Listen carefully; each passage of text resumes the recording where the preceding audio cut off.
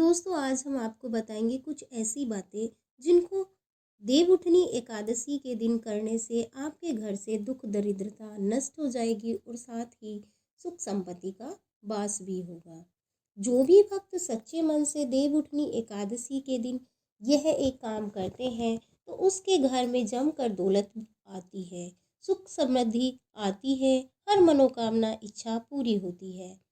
भक्तों आज की वीडियो आपने देख ली तो मानकर चलिए हम आपकी हर दुख दरिद्रता को दूर करवा देंगे, क्योंकि जो भी भाई बहन इस वीडियो को सच्चे हृदय से देखते हैं, लाइक करते हैं, चैनल को सब्सक्राइब करते हैं और कमेंट बॉक्स में भगवान विष्णु की जय लिखते हैं, माता लक्ष्मी की जय लिखते हैं, तो उनके जीवन में दुख दर्द, राहु दोष, पितृ दोष सभी खत्म हो जाते हैं और सभी देवी देवताओं की कृपा बरसती है। भक्तों आप सभी को हम बारी बारी से सभी जानकारी देते चलेंगे, इसलिए आप वीडियो को पूरा देखें, आधा अधूरा ना देखें। कई लोग ऐसे होते हैं जो वीडियो को काट काट कर देखते हैं या आधा अधूरा देखते हैं। ऐसे व्यक्ति को कभी भी जीवन में सफलता हासिल नहीं हो सकती, इसलिए आप वीडियो को पूरा ही देखिए। भक्तों सबसे पहले हम आपको बताएंगे कि देवउठनी एकादशी की डेट और तिथि क्या है। उसके बाद एक एक करके सारी जानकारी बताते चलेंगे और यह भी बताएंगे कि हमें देवउठनी एकादशी के दिन क्या क्या करना चाहिए और क्या नहीं करना चाहिए। तो आइए जानते हैं देवउठनी 2024 एकादशी कब है। तो इस वर्ष देवउठनी एकादशी 12 नवंबर को मनाई जा रही है। पंचांग के अनुसार कार्तिक माह के शुक्ल पक्ष की एकादशी तिथि 11 नवंबर को शाम के 6:46 से आरंभ हो रही है, जो 12 नवंबर को शाम 4:04 पर समाप्त हो रही है। ऐसे में उदया तिथि के हिसाब से देवउठनी एकादशी 12 नवंबर को मनाई जाएगी। इसके साथ ही व्रत का पारण 13 नवंबर को किया जाएगा। इसका पारण 13 नवंबर को सुबह 6:42 से 8:51 के बीच किया जाएगा। दिन विष्णु जी निद्रा से जागते हैं और समस्त मांगलिक कार्य शुरू हो जाते हैं। देवउठनी एकादशी की पूजा विधि क्या है, कैसे श्री हरि को जगाएं, आइए जानते हैं। देवोत्थान एकादशी यानी देवउठनी एकादशी पर देव योग निद्रा से जागते हैं। ये एकादशी बहुत महत्वपूर्ण मानी जाती है। इसके प्रभाव से साधक की हर समस्या का समाधान होता है।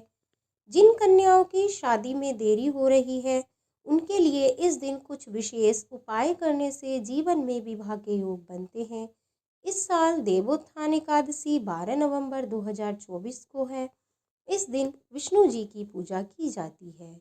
शिव पुराण के मुताबिक भाद्रपद मास की शुक्ल पक्ष एकादशी को भगवान विष्णु ने दैत्य शंखासुर को मारा था। भगवान विष्णु और दैत्य शंखासुर के बीच युद्ध लंबे समय तक चलता रहा। युद्ध समाप्त होने के बाद भगवान विष्णु बहुत अधिक थक गए। जब वे क्षीर सागर में आकर सो गए, उन्होंने सृष्टि का कार्यभार भगवान शिव को सौंप दिया। इसके बाद कार्तिक शुक्ल पक्ष की एकादशी को जागे, तब शिवजी सहित सभी देवी देवताओं ने भगवान विष्णु की पूजा की और वापस सृष्टि का कार्यभार उन्हें सौंप दिया। इसी वजह से कार्तिक मास के शुक्ल पक्ष की एकादशी को देव प्रबोधिनी एकादशी भी कहा जाता है। देवउठनी एकादशी पर कैसे करें पूजा, जानते हैं देवउठनी एकादशी की पूजा विधि। देवउठनी एकादशी पर सूर्योदय से पहले उठें, घर की साफ सफाई करके नहाएं, घर में गंगा जल छिड़कें, द्वार पर बंदर बार बांधें और आंगन में भगवान विष्णु के चरणों की आकृति बनाएं। तुलसी और पीपल को जल चढ़ाएं, पूजा करें और दीपक लगाएं। भगवान विष्णु का ध्यान करते हुए व्रत का संकल्प लें। शंख, घंटा, घड़ियाल आदि बजाकर मंत्र बोलते हुए भगवान विष्णु को जगाएं। शुद्ध जल और पंचामृत से भगवान विष्णु का अभिषेक करें। अबीर, गुलाल, चंदन, अक्षत, फूल, तुलसी और अन्य पूजा सामग्री चढ़ाएं। धूप और दीप का दर्शन करवाएं। फल और मिठाई का भोग लगाएं, आरती करें और प्रसाद बांटें। अगर इस दिन तुलसी और शालिग्राम का विवाह नहीं करवा पा रहे हैं तो तुलसी की सामान्य पूजा करें। तुलसी नामाष्टक का पाठ करें। तुलसी नामाष्टक यानी तुलसी के 8 नाम वाले मंत्र का जप करें। आइए जानते हैं तुलसी के 8 नाम वाला मंत्र। तो ये है तुलसी का मंत्र।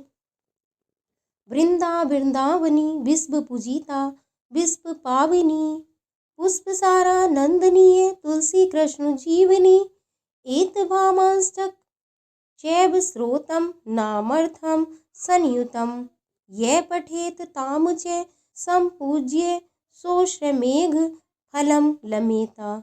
घर के लोग ही भगवान की सामान्य पूजा के साथ गरुड़ घंटी बजाकर भगवान को जगाते हैं। भगवान विष्णु के पुनः वैकुंठ लौटने की खुशी में दीप जलाने की परंपरा मानी जाती है। तो आइए जानते हैं कुछ ऐसे उपाय जो देवउठनी एकादशी के दिन करने से घर में माँ लक्ष्मी और श्री हरि की कृपा हमेशा बनी रहती है।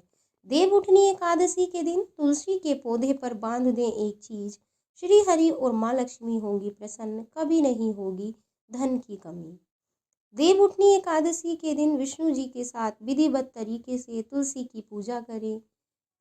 इसके साथ ही एक चीज बांध दें, इससे सुख संपदा की प्राप्ति होगी। हिंदू धर्म में देवउठनी एकादशी का विशेष महत्व है। हिंदू पंचांग के अनुसार कार्तिक मास के शुक्ल पक्ष की एकादशी तिथि को देवउठनी एकादशी व्रत रखा जाता है। देवउठनी एकादशी को देवोत्थान एकादशी, प्रबोधनी एकादशी के नाम से भी जाना जाता है। शास्त्रों के अनुसार इस दिन श्री हरि विष्णु पूरे 4 माह की योग निद्रा से जागते हैं और सृष्टि के संचार का कार्यभार संभालते हैं। इसके साथ ही चातुर्मास भी समाप्त हो जाते हैं। देवउठनी एकादशी के साथ ही शादी विवाह सहित अन्य मांगलिक कार्य भी आरंभ हो जाते हैं। इस दिन भगवान विष्णु की विधिवत पूजा करने और व्रत रखने का विधान है। इसके अलावा इस दिन माँ लक्ष्मी के साथ साथ तुलसी के पौधे की विधिवत पूजा करने से शुभ फलों की प्राप्ति होती है। इस दिन भगवान विष्णु की विधिवत पूजा करने और व्रत रखने का विधान है। इसके अलावा इस दिन माँ लक्ष्मी के साथ साथ तुलसी के पौधे की भी विधिवत पूजा करने से शुभ फलों की प्राप्ति होती है। भगवान विष्णु को तुलसी अति प्रिय है, इसलिए इसके बिना वह अपना भोग ग्रहण नहीं करते हैं। इस दिन तुलसी के पौधे संबंधित कुछ उपाय करने से शुभ फलों की प्राप्ति हो सकती है। आइए जानते हैं देवउठनी एकादशी के दिन तुलसी के पौधे में क्या चीज बांधने से सुख समृद्धि की प्राप्ति हो सकती है।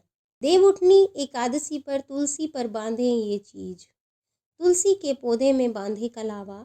देवउठनी एकादशी को अपनी नाप के बराबर कलावा, इसके बाद अपनी कामना करते हुए तुलसी के पौधे के चारों ओर बांध दें। इसके बाद विधिवत पूजा कर लें। ऐसा करने से भगवान विष्णु और माता लक्ष्मी की विशेष कृपा बनी रहती है और सुख समृद्धि की प्राप्ति होती है।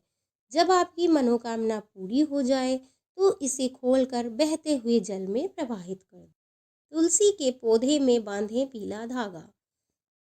देवउठनी एकादशी को पीले रंग का धागा लें और उसमें 108 गांठ लगा लें। इसके बाद इसे तुलसी के पौधे में बांधें।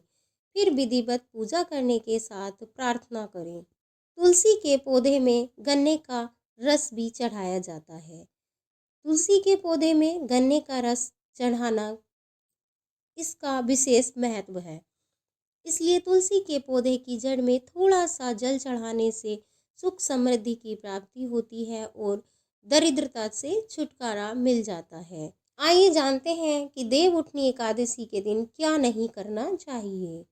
देवउठनी एकादशी की रात सोना नहीं चाहिए। मान्यता है कि इस दिन विष्णु जी की प्रतिमा या तस्वीर के समक्ष बैठकर भजन कीर्तन और जागरण करने से विष्णु जी की असीम कृपा बनी रहती है।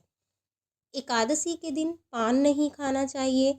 मान्यता है कि पान खाने से मन में रजोगुण की प्रवृत्ति बढ़ती है, इसलिए साधक को सात्विक आचार विचार रखना चाहिए और विष्णु जी की साधना करनी चाहिए। एकादशी के दिन दूसरों की निंदा और बुराई करने से बचें। ऐसा करने से जीवन में नकारात्मकता बढ़ सकती है। मान्यता है कि एकादशी के दिन चुगली करने से बचना चाहिए। इससे ऐसा करने से अपमान सहना पड़ सकता है और मान सम्मान में भी कमी आती है। एकादशी के दिन क्रोध से बचना चाहिए, इससे मानसिक तनाव बढ़ता है। इसलिए भक्ति भाव से विष्णु जी की आराधना करें। किसी से कोई गलती हो जाए तो उसे माफ़ कर दें। देव उठनी एकादशी के दिन तामसिक भोजन का सेवन नहीं करना चाहिए। इस दिन चावल का सेवन भी नहीं करना चाहिए। साथ ही एकादशी के दिन तुलसी का पत्ता भी नहीं तोड़ना चाहिए। पूजा के लिए एक दिन पहले ही तुलसी के पत्तों को तोड़कर आइए अब जानते हैं देव उठनी एकादशी के दिन क्या करें। देव उठनी एकादशी के दिन विष्णु जी, माँ लक्ष्मी और तुलसी के पौधे की पूजा करनी चाहिए। इस दिन गरीबों और जरूरतमंदों को अपनी क्षमता अनुसार अन्न, धन और गर्म वस्त्रों का दान करना चाहिए।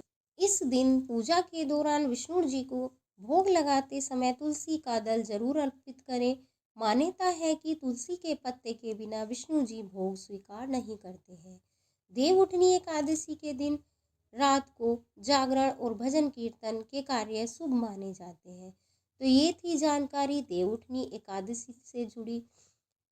जानकारी अच्छी लगे तो प्लीज़ वीडियो को एक लाइक भी ज़रूर करना। राधे राधे।